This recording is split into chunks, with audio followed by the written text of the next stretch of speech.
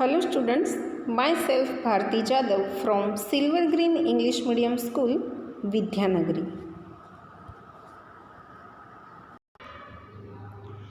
Today I am going to start Sanskrit subject of standard 9, chapter number 12, सुभाषित सप्तकम, यानी कि सुभाषित का 7 समूह. उसको इंग्लिश में कहते हैं a bunch of 7 good saying. ये एक पोइट्री सेक्शन है. हम जानते हैं कि संस्कृत लैंग्वेज के अंदर सुभाषित का एक बहुत ही महत्वपूर्ण हिस्सा रहता है, क्योंकि ये जो सेक्शन है वो हमें गुड बिहेवियर और हमें प्रैक्टिकल बिहेवियर भी सिखाता है. उसके साथ साथ नॉलेज ऑफ रूल्स वो सब इसमें इंक्लूड होते हैं. इन Sanskrit Subhashitam have a very important place. Every person should keep in mind this which give us knowledge. In this poem there are view expressed by Subhashit Satakam. तो इसके बारे में आज हम देखते हैं. Now see first verses. शयने पंथाः शयनेः kantha शयनेः पर्वतलंघनम शयने विद्या शयने वित्तम पंच एतानि शयनैः शयनैः. ये बहुत ही सुंदर सुभाषित है. इसमें धीरज से कोई भी काम करना चाहिए, उसमें हमें सफलता मिलती है, इसके बारे में यहाँ पे बताया गया है. सबसे पहले हम इसके शब्दों के मीनिंग समझते हैं. शयने है, इसका अर्थ होगा स्लोली यानी धीरे. दूसरा वर्ड है पंथाहा, दैट मीन्स रास्ता, वे. कंथा, इसका अर्थ ये होगा अ पैच गारमेंट्स, यानी कि घर में हम जो यूज़ करने के लिए जो हम गोदड़ी बनाते हैं उसको कहते हैं कंथा. पर्वत लंघनम, इसका अर्थ ये होगा क्रॉसिंग द माउंटेन. शयने विद्या, यानी कि विद्या यानी एजुकेशन. शयने वित्तम, वित्तम का अर्थ है पैसा, वेल्थ. पंच एतानि शयनेः शयनेः, स्कॉलरशिप, यानी कि धीरे धीरे ये सब प्राप्त होता है. यहाँ पे ये चीज़ बताई गई है, धीरे धीरे हमें कोई भी रास्ता काटना चाहिए. धीरे धीरे हमें जो पुराने कपड़े हैं उसकी जो हम गोदड़ी बनाते हैं वो बनानी चाहिए. और अगर पर्वत को हमें पार करना है तो वो भी हम बहुत ही धीरे धीरे से कर सकते हैं, नहीं तो हम जल्दी से थक जाते हैं. शयने विद्या, अगर हमें विद्या प्राप्त करनी है तो हमें धीरज के साथ विद्या को भी प्राप्त करना चाहिए. शयने वित्तम, यानी कि पैसे भी हमें धीरे धीरे कमाने चाहिए. पंच एतानि शयनेः शयने, ये जो 5 बातें हैं वो बहुत धीरे धीरे प्राप्त होती है.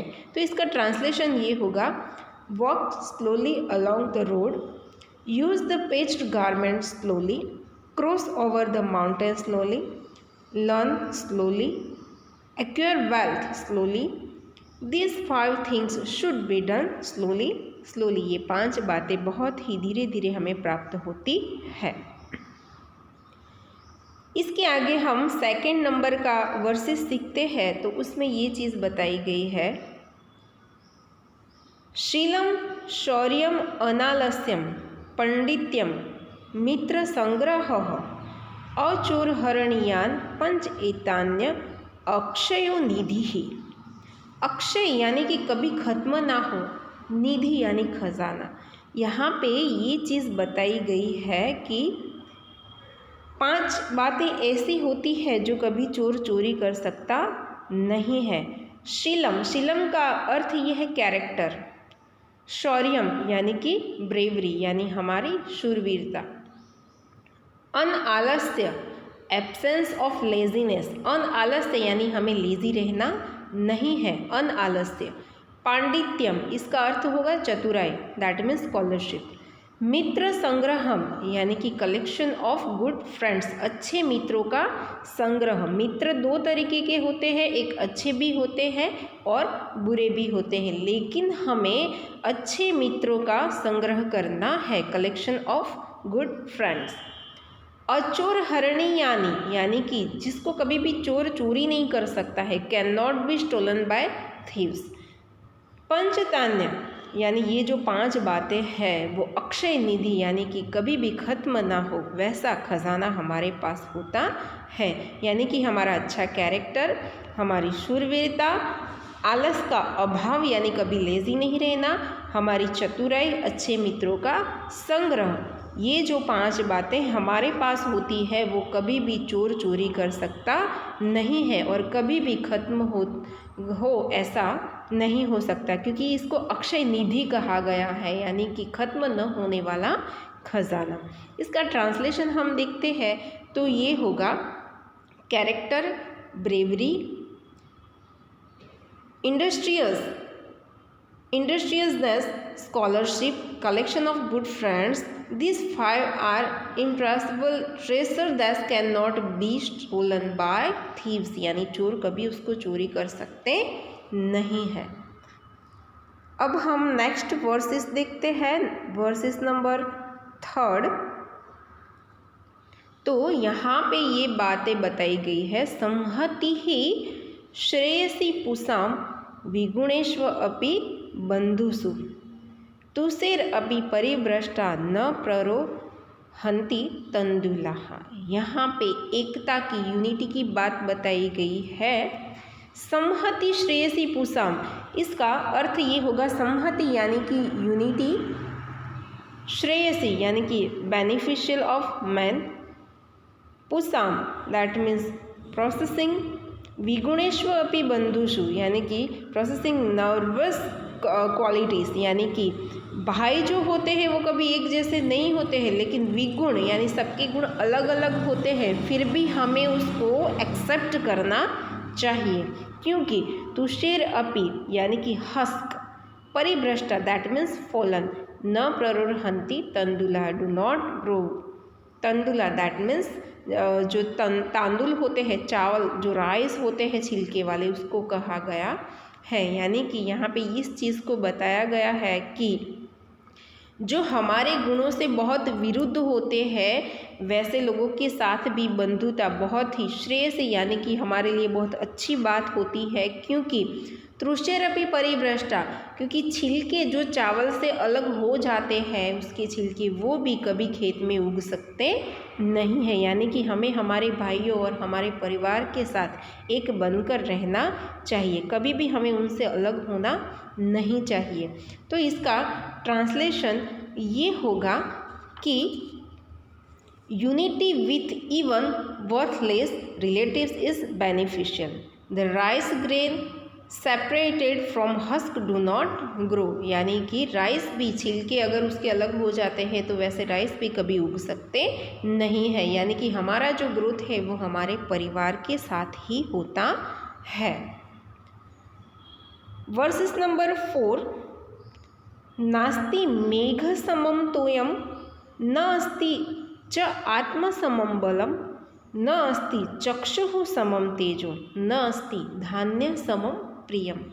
ये बहुत ही सुंदर बात यहाँ पे बताई गई है। न अस्ति यानी कि नहीं होना, मेघ समम, तोयम, तोयम का अर्थ होगा पानी, वाटर, यानी कि मेघ के समान कोई पानी नहीं होता है। च आत्म समम बलम, यानी हमारी जो आत्मा है, हमारा जो साउल है उसके समान कोई दूसरा बल नहीं होता। व्यक्ति अगर मन से, आत्मा से अगर कुछ ठान ले तो फिर उसको कोई भी चेंज कर सकता नहीं है। यानी कि आत्मा को बहुत ही पावरफुल और बहुत ही बलशाली, शक्तिशाली बताया गया है। नास्ति चक्षुः समम तेजो, आँख के समान कोई तेज नहीं होता है, क्योंकि बहुत सारी लाइट्स जली हुई है लेकिन अगर हमारी आँखें काम नहीं कर रही है तो वो उजाला, वो रोशनी हमारे किसी भी काम में आती नहीं है। इसीलिए यहाँ पे ये बताया गया है चक्षुः यानी कि आइज़, आँखों के समान कोई तेज नहीं होता है। और न अस्ति धान्य समम प्रियम, यानी कि भोजन के समान और कोई कुछ भी प्रिय होता नहीं है, क्योंकि जब व्यक्ति को भूख लगती है तो दुनिया में कोई भी चीज़ उसे अच्छी लगती नहीं है, सिर्फ और सिर्फ उसे भोजन ही प्रिय लगता है। तो इसके शब्दों के अर्थ हम पहले देखते हैं। तो ये होगा मेघ यानी कि क्लाउड, तोयम दैट मीन्स वाटर, आत्मसमम नो स्ट्रेंथ लाइक सेल्फ, बलम दैट मीन्स स्ट्रेंथ, चक्षु दैट मीन्स आइज, तेजो यानी कि लस्टर, धान्य समम प्रियम दैट मीन्स ग्रेन, प्लेजिंग यानी कि धान्य के समान, अनाज के समान कोई प्रिय होता नहीं है। तो इसका ट्रांसलेशन ये होगा, there is no water like that from the cloud, there is no strength like that of self, there is no lustre like that of the eyes, nothing is a blessing as grain. Now see verses number 5. सत्यम तपो ज्ञानम अहिंसताम च विद्वान प्रणाम च सुशीलताम च एतानि यो विद्याति स विद्वान न एकः पक्षो विहगः प्रयाति। यहाँ पे सबसे पहले हम शब्दों के अर्थ देखते हैं। तो ये होगा सत्यम तप, सैल्यूटेशन, ज्ञानम अहिंसता यानी कि नॉन वायलेंस, विद्वत प्रणाम यानी कि विद्वानों को प्रणाम करना, सैल्यूटेशन टू स्कॉलर्स यानी कि विद्वान व्यक्तियों को प्रणाम करना, सुशीलता इसका अर्थ ये होगा गुड कैरेक्टर यानी कि अच्छा character, quality of having a good character. एतानि विद्याति सम गुरुदेव all of them do, he that means because, न प्रयाति इसका अर्थ ये होगा डज नॉट गो और कैन नॉट टू फ्लाई। एक पक्ष यानी कि हैविंग वन विंग्स, एक ऐसा पक्षी जिसका सिर्फ और सिर्फ एक ही पंख होता है। तो यहाँ पे ये चीज़ बताई है कि सत्य, जिसके पास सत्य है, तप है, ज्ञान है, अहिंसा है यानी कि जो दूसरों को कभी दुखी करता नहीं है, और विद्वानों को जो प्रणाम करता है और जिसके पास अच्छा कैरेक्टर होता है, ये एतानि यो विद्याति स विद्वान, ये सारी बातें जो जानता है और जो इन सारी बातों को फॉलो करता है उसको हम विद्वान कहते हैं। क्योंकि न एक पक्षो हो विहग प्रयाति, अगर कोई पक्षी है उसके पास सिर्फ एक ही पंख है यानी कि दोनों पंख होनी चाहिए। दैट मीन्स ये जो गुण यहाँ पे बताए गए हैं, सत्य, तप, ज्ञान और अहिंसा, विद्वानों को प्रणाम करना यानी एल्डर्स है उनको रिस्पेक्ट देना और अच्छा कैरेक्टर रखना, इन सारी बातों को जो फॉलो करता है वो विद्वान कहलाता है। क्योंकि एक पंख वाला पक्षी भी कभी उड़ सकता नहीं है। इसमें से हमारे पास अगर एक दो क्वालिटी होती है तो ऐसा होता है जैसे कि एक पंख वाला पक्षी, अगर हमें दोनों पंख वाला पक्षी बनना है तो ये सारे गुण हमारे अंदर होने चाहिए और इन सारे गुणों को हमें फॉलो करना चाहिए। तो इसका ट्रांसलेशन ये होगा, ही वो accomplish truth, finance, knowledge, non-violence, salutation to the learned person and good moral character is a real scholar because the bird having one wings cannot fly, एक पंख वाला पक्षी भी कभी उड़ सकता नहीं है। Now see verses number 6. काष्ठात् अग्नि जायते मध्यमानात्, भूमिस्तोयं खन्यमाना ददाति, स उत्साहानां नास्य असाध्य नराणां मार्गम आरब्धः सर्व यत्नः फलन्ति। यहाँ पे ये चीज़ बताई है कि मथने से यानी कि मध्यमाना प्रयत्न करने से काष्ठात् अग्नि जायते, काष्ठ यानी वुड, लकड़े में से हमें अग्नि प्राप्त होती है। भूमिस्तोयं खन्यमाना ददाति, अगर भूमि इतनी हार्ड है, इतनी सख्त है, फिर भी अगर उसको खोदा जाए तो उसमें से निर्मल और शीतल जल निकलता है। स उत्साहानाम न अस्ति असाध्य नराणाम, अगर कोई उत्साही व्यक्ति है तो उसके लिए कोई भी कार्य बिना मेहनत वाला होता नहीं है, यानी कोई भी काम में उसके लिए असाधारण होता नहीं है। मार्ग आरब्धा सर्व यत्न फलंती, अगर सही तरीके से प्रयत्न किए जाए तो सारे प्रयत्न जो होते हैं वो हमें कुछ अच्छा काम करने की सलाह भी देते हैं और उससे हमें अच्छी थिंग्स भी प्राप्त होती है। तो सबसे पहले यहाँ पे हम शब्दों के अर्थ देखते हैं। मध्यमाना that means from that is rubbed, यानी कि रब करने से अग्नि जो होती है वो लकड़ी में उत्पन्न होती है। जायते दैट मीन्स प्रोड्यूस्ड, खन्यमाना that is being dug, and तोयम दैट मीन्स वाटर, ददाती यानी कि गिव्स, और स उत्साहनम फॉर द एंथुजियास्टिक यानी कि जो व्यक्ति उत्साह से भरा होता है, नराणाम दैट मीन्स ऑफ मैन, न अस्ति साध्यम यानी कि न अस्ति असाध्यम इज नॉट इम्पॉसिबल, कोई भी काम ऐसा नहीं है जो नहीं हो सकता। मार्ग आरब्ध started in the right direction, अगर सही दिशा में कोई भी कार्य किया जाए। सर्व यत्न दैट मीन्स ऑल एफर्ट्स यानी सारे प्रयत्न जो होते हैं वो फलंती यानी कि सफल होते हैं। बिकम फ्रूटफुल यानी कि सक्सेसफुल होते हैं। तो यहाँ पे ट्रांसलेशन ये होगा, fire is produced from the wood that is rubbed again the other would. The earth that is being due gives water यानी कि धरती हमें पानी देती है। नथिंग इज इम्पॉसिबल और एंथुजियास्टिक मैन यानी जिस व्यक्ति में उत्साह है उसके लिए कोई भी कार्य इम्पॉसिबल होता नहीं है। All effort started in the right direction become fruitful यानी कि सही दिशा में कोई भी कार्य सही तरीके से शुरू किया जाए तो वो उससे हमें अच्छा फल मिलता ही है। Now see last paragraph number 7। पात्रम न तापयति नेव मलम प्रसूते, स्नेहम न संहरति नेव गुणाक्षीणो अति, द्रव्यावसान समय चलताम न धत्ते, सत्पुत्र एव कुल सपद्मिकोऽपि दीपः। इसके शब्दों के मीनिंग हम देखते हैं। तो इस वर्सेस में सबसे लास्ट लाइन, सत्पुत्र एव कुल सपद्मिकोऽपि दीपः। सत्पुत्र इसका अर्थ ये होगा वर्चुअस सन, एक अच्छा पुत्र। कुल सपद्मनि यानी कि in the house in the form of dynastic यानी कि उनके वंश में। को अपि दीपः कोई एक ऐसा दीपक है, a certain lamp. First line देखते हैं, पात्रम इसका अर्थ ये होगा, पात्रम का अर्थ the vessels, a worthy person. न तापयति, न तापयति that means does not get heated यानी कि जो कभी गर्म करता नहीं है।